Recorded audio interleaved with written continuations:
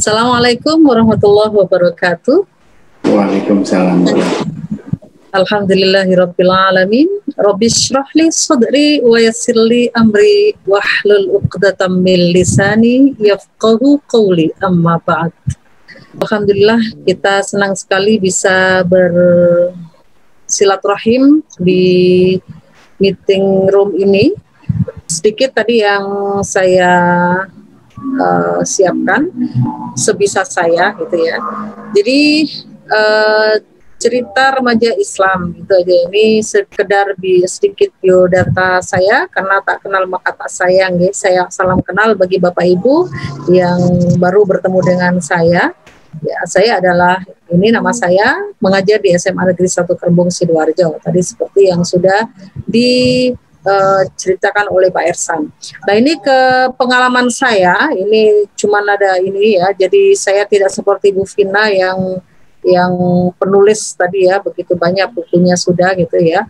Saya hanya berpengalaman berkolaborasi dengan teman saya guru bahasa Indonesia, kemudian membimbing siswa saya itu hingga menjadi juara nasional itu.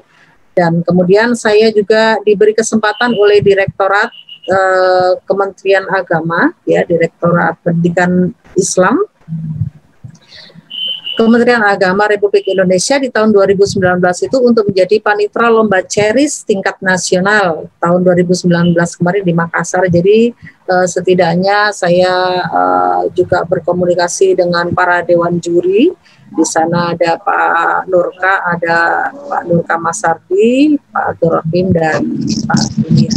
Nah, ini di dalam menulis ini biasanya saya sih ini dalam membimbing anak-anak itu diawali dari mencari ide cerita dulu, diawali juga dengan di ide cerita itu juga harus melakukan riset gitu ya, kemudian melakukan mind map, jadi dipeta-petakan apa yang akan ditulis dan dibawa kemana nanti cerita itu harus jelas.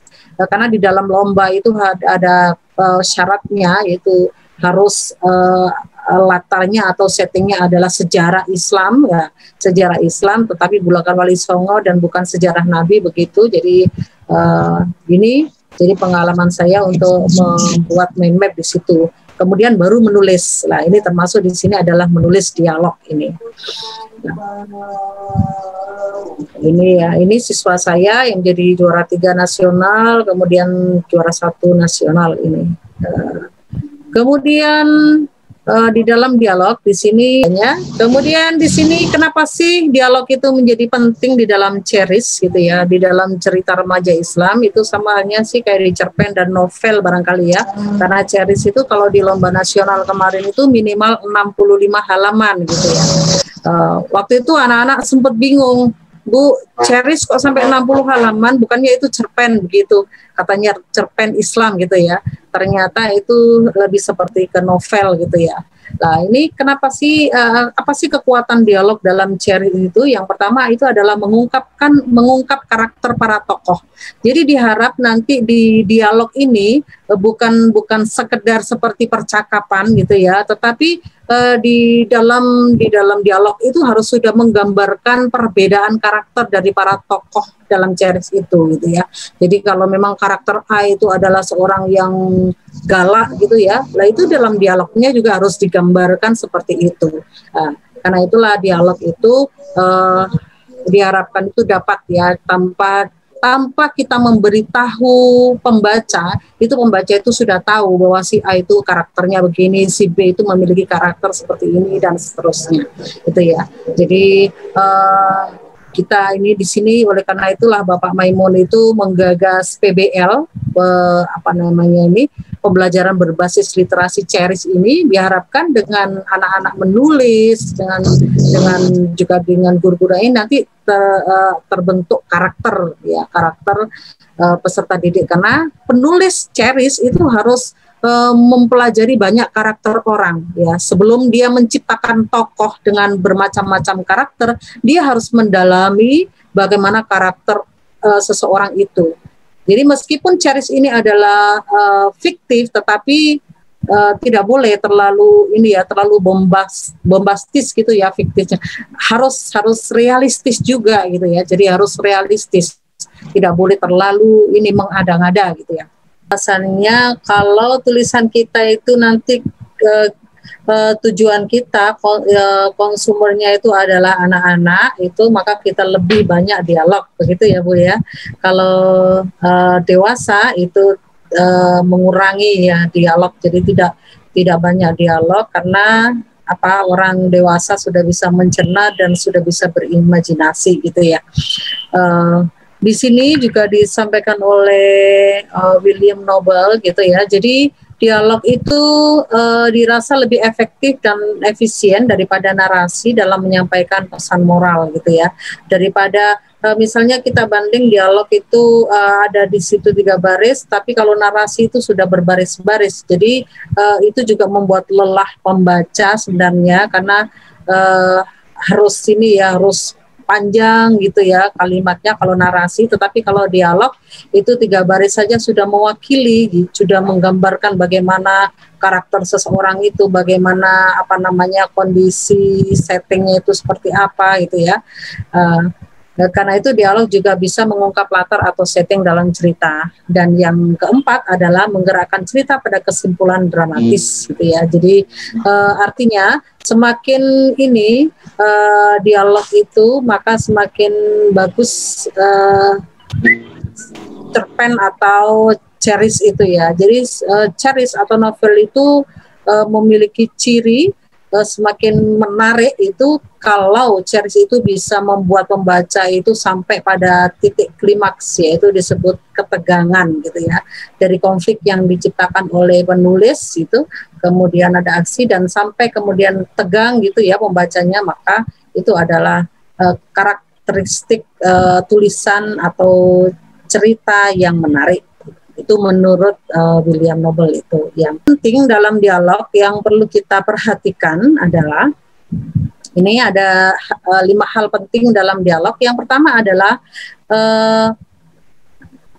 sodorkan pendapat, bukan hanya sanggahan gitu ya. Jadi di dalam dialog ceris itu jangan kita itu kemudian ada sanggahan-sanggahan yang akhirnya itu kabur gitu ya, nggak jelas arahnya kemana. Tetapi di situ harus ada pendapat gitu ya, ada solusi dari masalah yang ada, yang dihadapi, konflik yang disajikan itu kemudian nanti ada solusinya gitu ya.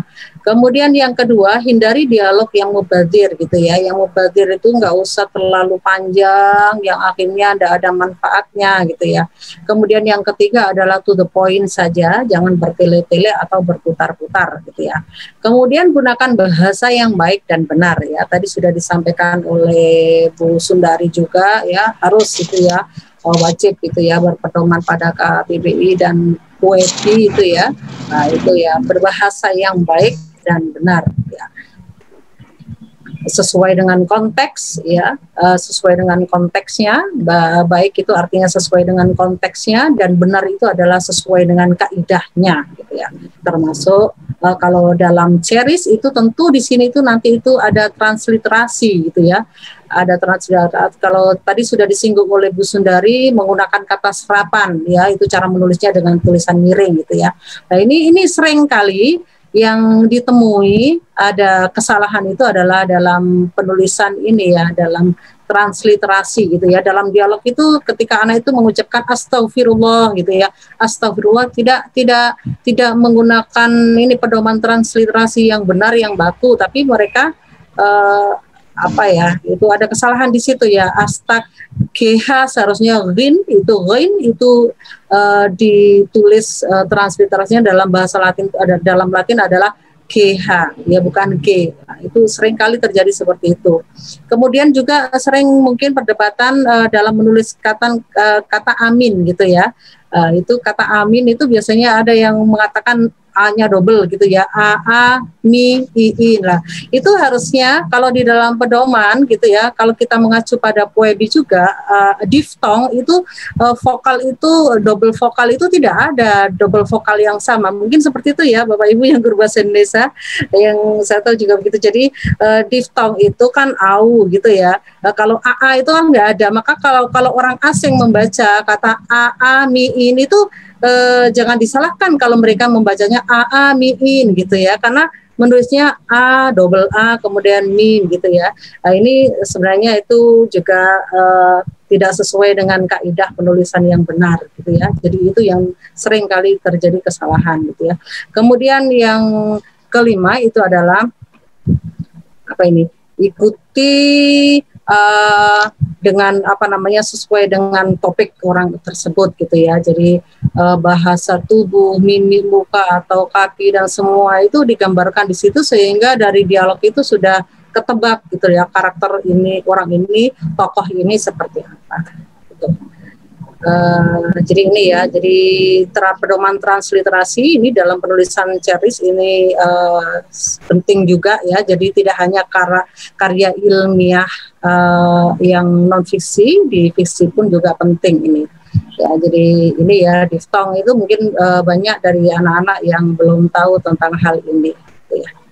Mungkin itu saja tambahan dari saya Pak Hersan, dan ini rujukan yang biasa digunakan dalam penulisan ini ya, jadi supaya sesuai dengan kaidah, sesuai menggunakan bahasa yang benar ini ya.